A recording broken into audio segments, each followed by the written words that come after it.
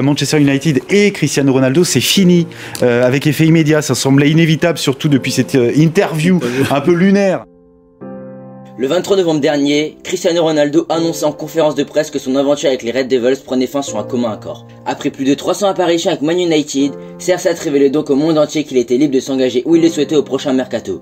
À ce moment-là, une question pertinente anima le monde du football, et cela pendant plus d'un mois. Mais alors, quel club rejoindra-t-il? Ira-t-il au Bayern remplacer Lewandowski? Et s'il faisait son comeback au Real Madrid ou dans son club formateur au Sporting? Et pourquoi pas une arrivée au PSG pour enfin former le duo des GOAT? À ce moment-là, l'idée de voir l'un des meilleurs joueurs de l'histoire quitter l'Europe, là où il avait écrit toute son histoire, semblait irréalisable et impensable pour tous les fans de football. Impensable jusqu'au 30 décembre 2022, date d'une annonce qui restera gravée dans toutes les mémoires. Mentioned before, in Europe, my work it's done. I won everything. I played the most important clubs in Europe, and for me now it's a new challenge, as you mentioned, in Asia. Et oui, après plus de 20 années de records, de buts inimaginables et de titres, le quintuple Ballon d'Or quitte le continent qui a fait sa légende. Vous l'avez compris, dans cette vidéo on va parler du projet de l'Arabie Saoudite qui est arrivé finalement très vite et qui est en train de se mettre en place d'une allure fulgurante. Un projet qui semble finalement plutôt pour le long terme et qui commence à inquiéter un grand nombre de fans de football. Commençons par présenter le projet de l'Arabie Saoudite et le moins qu'on puisse dire c'est que le pays du Golfe avance un projet très sérieux et surtout particulièrement ambitieux. Tout d'abord sérieux car la volonté de développer le football vient directement de l'État saoudien qui cherche à travers le sport et en particulier le football mais aussi à travers le tourisme à redorer son image qui est à l'heure actuelle très loin de faire l'unanimité. Et puis on trouve aussi dans cette volonté de développement du football l'idée de dépendre un peu moins du pétrole et de diversifier davantage son économie qui repose pour l'instant en grande partie sur la puissance pétrolière du pays. Et puis on parle d'un projet qui est évidemment très ambitieux car les moyens mis en œuvre sont colossaux. On parlait d'un budget avoisinant les 20 milliards d'euros qui est alloué par le gouvernement saoudien au championnat local. Et clairement, l'Arabie Saoudite a l'ambition de concurrencer le football européen et à moyen long terme de devenir carrément le championnat référence du football. On est évidemment à des années-lumière de ce scénario, mais clairement il ne faut pas prendre l'Arabie Saoudite à la légère et je pense que de toute façon avec le mercato qu'il réalise, tout le monde commence à prendre conscience qu'il se passe quelque chose de significatif en Arabie Saoudite. C'est vrai qu'au départ, on en parlait comme les ligues russes, chinoises ou même américaines, mais l'Arabie Saoudite c'est totalement différent, on a une volonté qui vient directement de l'État, alors que dans les autres pays que j'évoquais, il était plus question d'attirer des stars plus qu'autre chose, contrairement à l'Arabie Saoudite qui certes a commencé par recruter des superstars et notamment Cristiano Ronaldo qui a impulsé le mouvement et donné en quelque sorte de la crédibilité au projet saoudien, mais plus ça avance, plus on voit que l'Arabie Saoudite s'attaque à des noms un peu moins clinquants, mais par contre des profils beaucoup plus jeunes qui vont pas forcément vendre des milliers de maillots, mais par contre ça contribue à améliorer le championnat saoudien. Et c'est là aussi que l'Arabie Saoudite se démarque puisqu'on veut du côté du pays du Golfe s'imposer comme l'un des meilleurs championnats du monde et on voit déjà qu'on a notamment 4 équipes qui ressortent beaucoup et pour cause l'aide financière du pays est concentrée sur ces 4 clubs qui sont Al Nasser, Al Hilal, Al Ittihad et Al Ahly qui ont chacun de ces clubs, on y reviendra plus tard, transformé considérablement leur effectif cet été en voyant l'ajout de 5, 6 voire 7 joueurs venant d'Europe dans leur effectif. Et puis même en dehors de ces 4 gros clubs, on a quand même des joueurs assez intéressants venant d'Europe qui ont rejoint d'autres clubs d'Arabie Saoudite.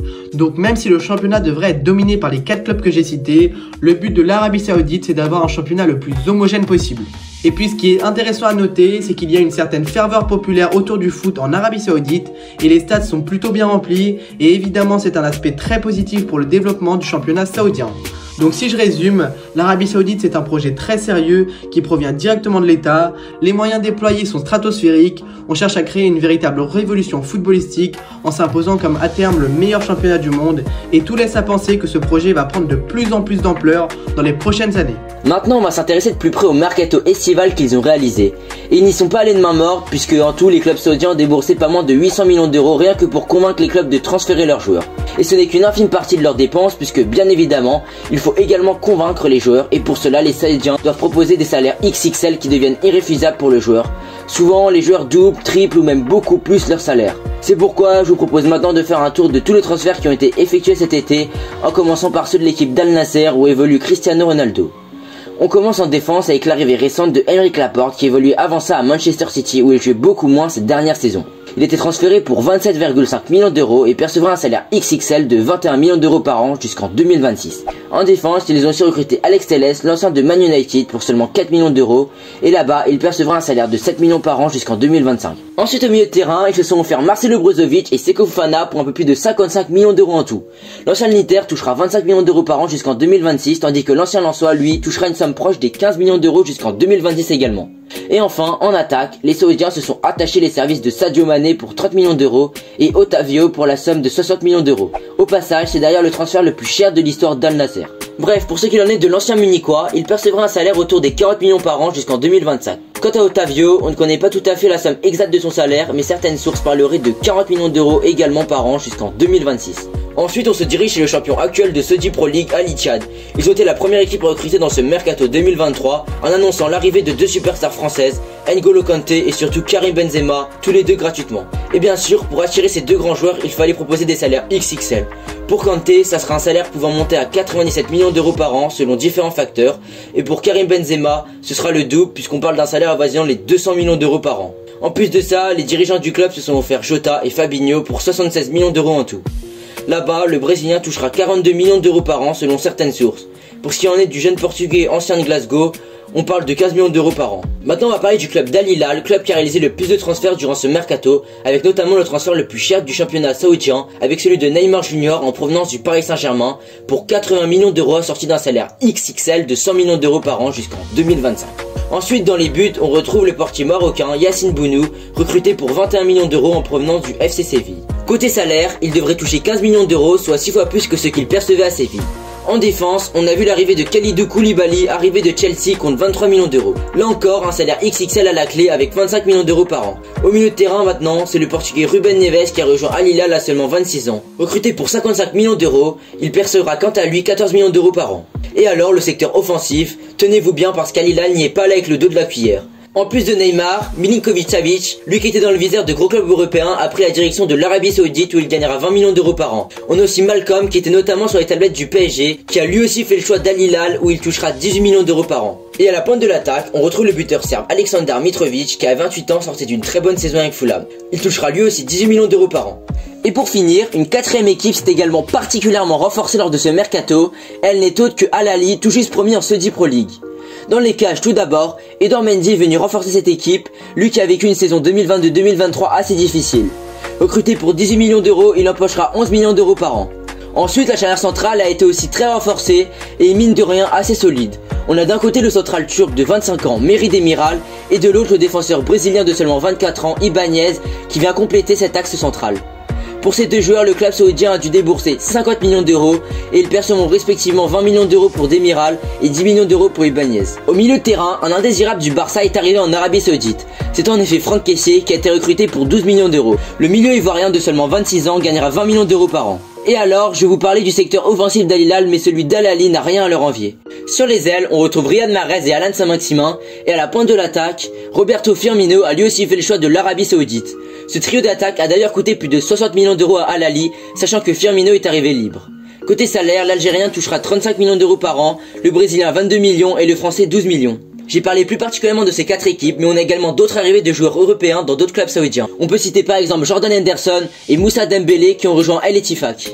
On a aussi Habib Diallo, l'ancien joueur de Strasbourg, qui avait été impressionnant la saison dernière. On peut aussi citer des joueurs comme André Girotto, Toko Ekambi, Tataru Sano et Denayer, qui ont rejoint le pays.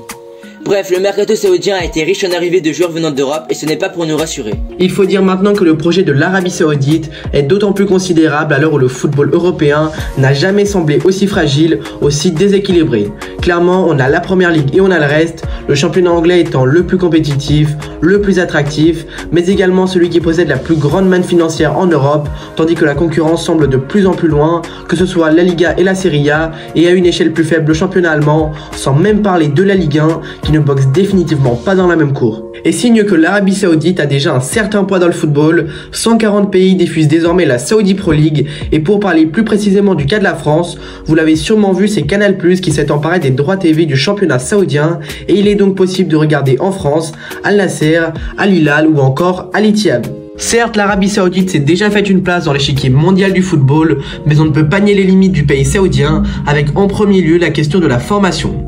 En Arabie Saoudite, les centres de formation n'ont rien à voir avec ceux européens, on en trouve déjà beaucoup moins et ils sont aussi nettement moins professionnalisés. Et forcément, pour un pays qui se veut devenir la référence du football mondial, la formation risque d'être un très gros frein. Concrètement, l'Arabie Saoudite est à l'heure actuelle dépendante de l'Europe, car le talent provient du vieux continent et dans la plupart des transferts vers l'Arabie Saoudite, ce sont des joueurs que leur club cherchait à vendre ou bien des joueurs en fin de contrat. Pour l'instant, toutes les parties trouvent satisfaction et on a plusieurs exemples de ça, le plus marquant étant peut-être la vente de Neymar qui a rapporté 90 millions d'euros au PSG, somme qui semblait totalement inespérée.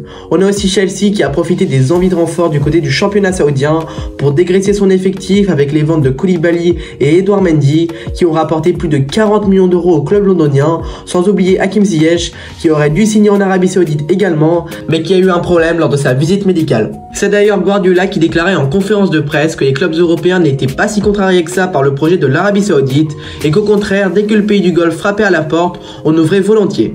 Et la deuxième limite éventuelle pour l'Arabie Saoudite, c'est le fair play financier, et je dis éventuel parce que ce système semble complètement dépassé, il ne cesse d'être allégé et les clubs qui le dépassent ne sont pas sanctionnés, mais tout de même, on n'a pas besoin de faire le calcul pour savoir que l'Arabie Saoudite ne rentrerait pas dans les clous d'une quelconque restriction financière parce que les salaires donnés aux joueurs sont complètement pharaoniques. Et si je parle de fair play financier, c'est parce que les Saoudiens voudraient être intégrés en Ligue des Champions et les clubs qui participent à une compétition européenne sont soumis aux règles du fair play financier.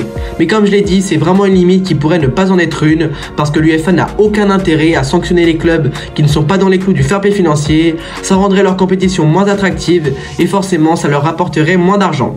On a donc pour l'instant une grosse limite dans le développement du football saoudien qui est la formation et une autre qui est malheureusement un peu moins problématique. Je pense qu'on a fait le tour sur le projet de l'Arabie Saoudite dans le football. N'hésitez pas à nous dire en commentaire ce que vous pensez du mercato, du projet, est-ce que vous commencez à trembler pour le football européen ou bien vous pensez que l'Arabie Saoudite va rapidement rentrer dans le rang. Ça se passe dans les commentaires. En tout cas, si la vidéo t'a plu, n'hésite pas à t'abonner, à liker et à activer la cloche. Et nous on se dit à très vite pour une nouvelle vidéo. Ciao ciao.